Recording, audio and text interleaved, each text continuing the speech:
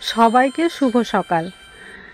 আজকে শনিবার, তাই কাজের অতটা খুব বেশি চাপ ছিল না, কারণ আজকে হাফ ডে স্কুল। তাই বেশি কিছু ঝামেলা করে রান্না করতে হয়নি।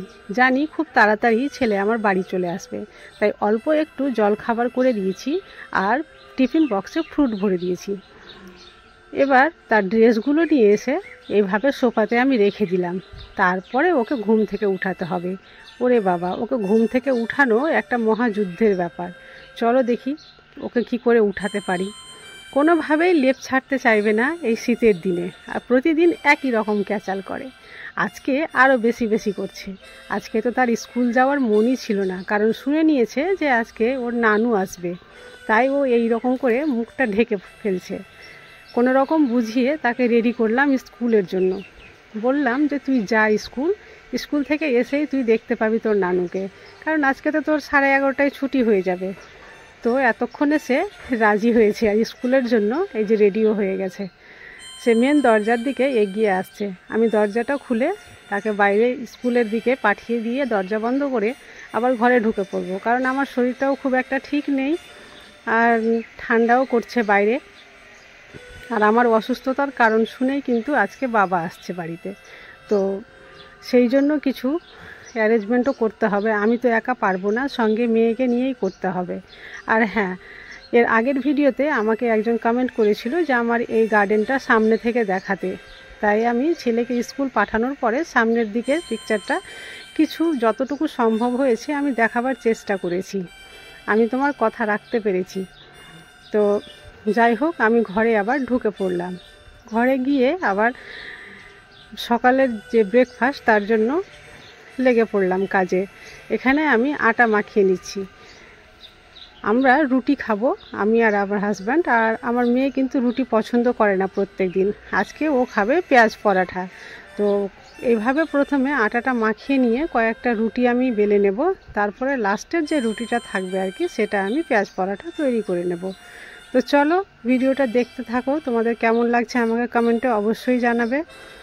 শরীরটা খুব একটা ভালো নেই, প্রথমেই বলেছি, তো অতটা কাজের চাপও নিতে পারছি না আমি। আর হ্যাঁ, আমার ভয়েস দিতেও অসুবিধা হচ্ছে। যদি তোমাদের মানে কোনো রকম একটু খারাপ লাগে শুনতে আমার ভয়েস, তো একটু ইগনোর করার চেষ্টা করিও প্লিজ, কারণ আমার ভয়েসেরই সমস্যা হচ্ছে, কারণ গলাতেই সমস্যা হয়েছে আমার। তো এই যে দেখো, আমি রুটিগুলো একদিকে বেলে রেখে দিলাম আর অন্যদিকে একটা রুটি বেলে রেখেছি। তো যেহেতু মেয়ে আমার পেঁয়াজ পরাঠা খাবে, তাই আমি এখানে দিয়ে দিচ্ছি পেঁয়াজ কুচি, লঙ্কা, ধনেপাতা আর লবণ এইভাবে মাখিয়ে নিলাম আর এর মধ্যে আমি দিয়ে দিব। তারপরে এটা আমি 3 ভাজে ভাঁজ করে একটা পরাঠা করে নেব। এইভাবে পরাঠা আমি তৈরি করে নিলাম। এই রেসিপিটা তোমরা বাড়িতে ট্রাই করতে পারো। প্রত্যেক দিন একই রকম খাবার খেয়ে যদি একঘেয়েমি মনে হয়, তাহলে সপ্তাহে অন্ততপক্ষে একদিন তোমরা এই রকম ট্রাই করতে পারো। এটা কিন্তু দারুণ স্বাদের হয় আর ভীষণই মজা লাগে খেতে। এটা তোমরা যে কোনো কিছু আচারের সঙ্গে বা চাটনির সঙ্গে খেতে পারো, আর এটা খেলে সত্যি অন্য কিছু আর খেতে চাইবে না বাচ্চারা। তো এই যে এইভাবে একটু লালচে করে আমি ভেজে উঠিয়ে নিলাম। দুপুরে রান্নাবান্নার জন্য বাজার করা হয়ে গেছে। বাবা কিন্তু আমার এখানে আসলে ছোট মাছ খেতে চায়, কারণ বাবার ওখানে ছোট মাছ পাওয়া যায় না। ছোট মাছ ভীষণই পছন্দ করে। আমি যতই বলি যে মাংস করব, তো না, তোর বাড়ি গেলে তুই আমাকে ছোট মাছটাই খাওয়াস। তো তাই বাবার জন্য 2 রকম মাছ নিয়ে আসা হয়েছে। এই যে দেখো, মাছের নামগুলো আমি ঠিক বলতে পারবো না, তো তোমরা দেখে একটু চিনে নাও। আর মা আসতে পারেনি, তো মা আমার জন্য কি পাঠিয়েছে দেখো। লেবু, মানে কমলা লেবু, আঙ্গুর, তারপরে খাজা। আর দেখো, শীতের সময় আমি যেতে পারিনি, তো আটার নাড়ু পাঠিয়েছে শীতের সময়। আর এই টিফিন বক্সে কি আছে যারাও তোমাদের দেখাচ্ছি। টিফিন বক্সে শীতেরই কোনো খাবার হবে, যেহেতু আমি শীতে মায়ের ওখানে যেতে পারিনি। এই যে দেখো, আমার প্রিয় চুষি পিঠা। আমি যেতে পারিনি, মাও আসতে পারেনি, বাবা এসেছে, তাই বাবার হাতে চুষি পিঠা করে দিয়ে পাঠিয়ে দিয়েছে। মায়ের মন, আমি না খেলে মা আবার কি করে খেতে পারে বলো। এই যে বাসে আস্তে আস্তে বাবা কিন্তু এই যে পেয়ে গেছে চিড়া ভাজা।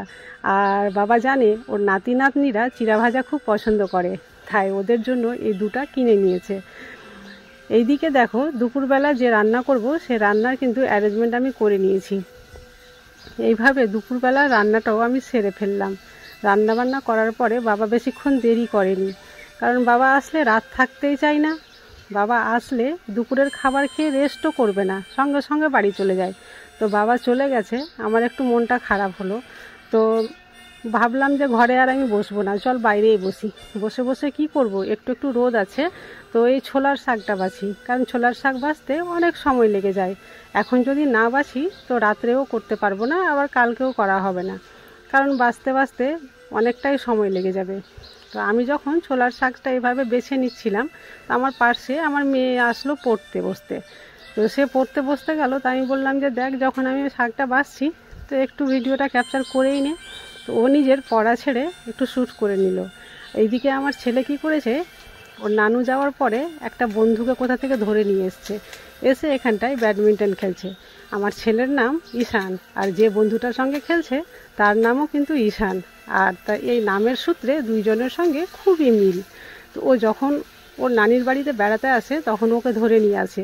ওর বাড়ি কিন্তু এখানে না, ও এখন এসছে ওর নানির বাড়ি ঘুরতে, তাই ওকে পেয়েছে, ওর সঙ্গে এখানে ব্যাডমিন্টন খেলছে। এবার প্রায় বেলা শেষ হয়ে এসেছে, তো আমি ভাবলাম আমার বাড়ির পিছনের গার্ডেনের দিকে একটু গিয়ে দেখি কি অবস্থা। গিয়ে দেখছি পিটুনিয়া গাছে অনেক মরা ফুল।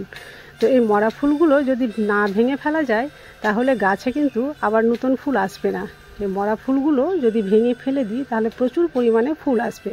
তাই একটা একটা করে সব মরা ফুলগুলো আমি বেছে নিলাম, অর্থাৎ ভেঙে নিলাম। দেখো আমি কতগুলো ফুল ভেঙেছি হাতে। এরপরে এখানটায় জল দিয়ে দিলে প্রচুর পরিমাণে এবার ফুল আসবে।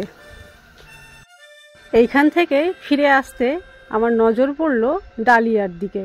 অনেক দিন পরে, প্রায় সিজন শেষ হয়ে ডালিয়াটা ফুটেছে, আর বাকিগুলো তো চোখ বন্ধ করেই রয়েছে এখনও।